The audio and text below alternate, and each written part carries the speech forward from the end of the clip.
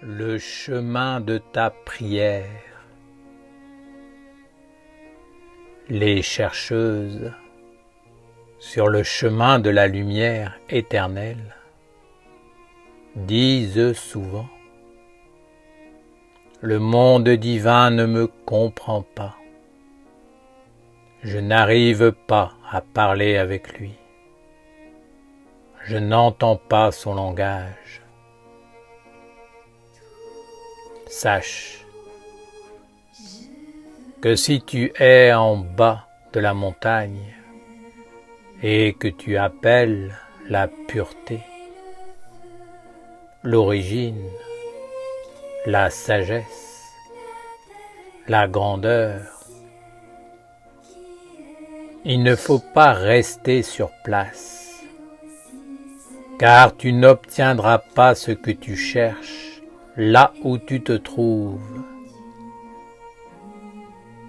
Prends-toi en main, déplace ton corps, ta pensée, ta volonté pour t'élever au sommet de cette montagne.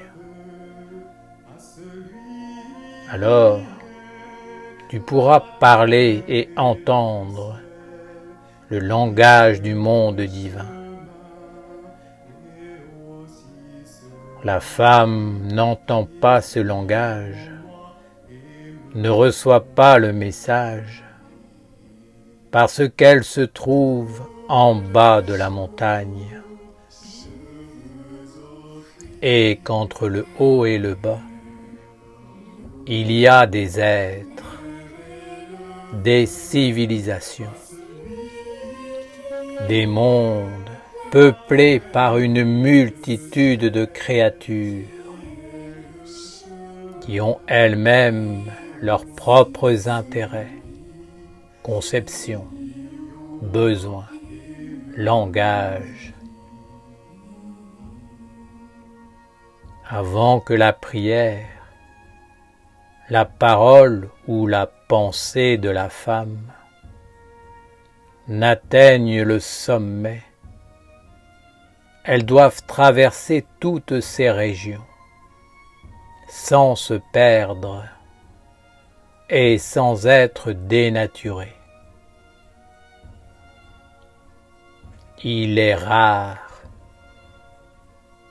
que la pensée, le désir ou la prière arrivent comme ils ont été envoyés. Sur leur chemin, ils ont rencontré beaucoup d'êtres, traversé un grand nombre de mondes qui ne laissent personne indifférent. Toi-même, dans ta vie, ne rencontres-tu pas des circonstances, des êtres, des situations qui t'influencent, te transforment et finalement modifient ta route et ton être? Pourquoi n'en serait-il pas de même pour ta pensée ou ta prière? Ne sont-elles pas vivantes? Ne sont-elles pas des messagers lancés à l'aventure sur une route inconnue, emplie de dangers? Bien souvent, les femmes sont inconscientes de toutes les subtilités de la vie qui les entoure. Elles ne se posent même plus toutes ces questions qui leur semblent inutiles. La réponse est pourtant simple. Si la femme n'entend pas le monde divin et ne communique plus avec lui, c'est parce que sa propre parole ou la réponse a été interrompue par de multiples rencontres du fait qu'elle n'était pas placée où il le fallait. Si elle veut obtenir des résultats concrets, la femme doit être concrète. Elle doit savoir absolument où elle doit se placer pour entrer en communication. C'est la tradition de la lumière, gardienne des règles de la vie divine, qui pourra le lui enseigner. Marcher vers cette tradition, ou mieux encore, marcher dans les pas de cette tradition, c'est déjà savoir qu'il faut se déplacer, c'est-à-dire bouger son corps, connaître son être dans sa globalité, apprendre à maîtriser sa nature inférieure. C'est aussi savoir avec qui il faut mettre le corps en relation pour qu'il puisse atteindre le sommet et parler en direct avec le monde divin. Le monde divin répond toujours à la prière entendue et au souhait de la femme qui cherche la lumière.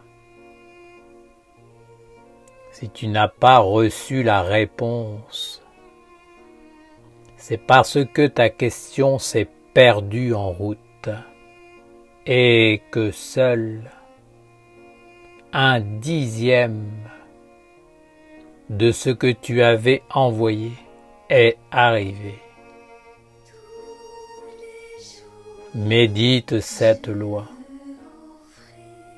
comprends-la et applique-la dans tous les actes de ta vie, pour tout ce que tu veux entreprendre, pour le chemin que tu veux ouvrir devant toi. Sache où tu te places avant d'agir et de commencer quelque chose. La montagne, c'est le maître,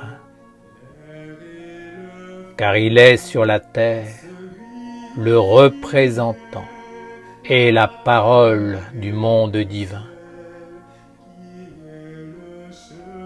Sache t'approcher du maître avec intelligence et pureté, car il est l'antenne et le réceptacle du monde divin sur la terre. Ne laisse pas des mondes parasites s'installer et vivre entre toi et lui,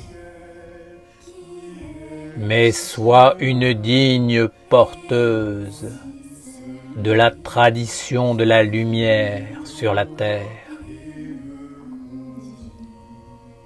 Dieu parle au Maître, alors marche pour te rapprocher de la parole d'un Maître, afin qu'elle soit pure en toi.